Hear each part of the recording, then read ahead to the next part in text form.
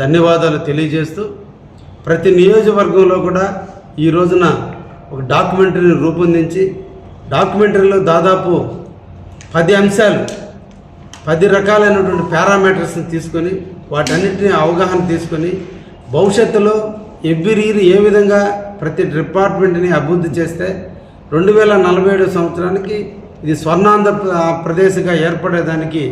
ఏ విధమైన మౌలిక సదుపాయాలు ఏర్పాటు చేయాలి, ప్రజల యొక్క యాటిట్యూడ్ని ఎలా మార్చాలి, ప్రజల అవసరాలను ఎలా చూడాలి, అన్నింటినీ కూడా క్రోడీకరిస్తూ ఈ రోజున కావలి ఆర్డీఓ గారి ఆధ్వర్యంలో కావలిలో ఈ రోజు కావలి కాన్స్టిట్యున్సీకి సంబంధించిన డాక్యుమెంట్ని తయారు చేస్తున్నందుకు ఈ సందర్భంగా వారిని వారి టీంని కూడా ప్రత్యేకంగా అభినందిస్తున్నాం. కావలిలో అన్ని రకాల సదుపాయాలు ఉండండి. భవిష్యత్తులో పారిశ్రామిక ప్రగతికి, ఎయిర్పోర్ట్లకి, అదేవిధంగా హార్బర్లకి, రామాయపట్నం పోర్టు అన్నింటినీ అనుసంధానం చేసుకుంటూ ఇండస్ట్రీలకి అన్ని రకాలుగా అగ్రికల్చర్ పరంగా, ఎడ్యుకేషన్ పరంగా, ఇండస్ట్రియల్ పరంగా, పోర్టుల పరంగా అన్నీ ఉన్నటువంటి కావలి ప్రగతి పథంలో ముందుకు పోవడానికి వాళ్ళు మంచి డాక్యుమెంటరీ తయారు చేస్తారని వారిని కూడా ప్రత్యేకంగా అభినందిస్తూ సెలవు తీసుకుంటారు.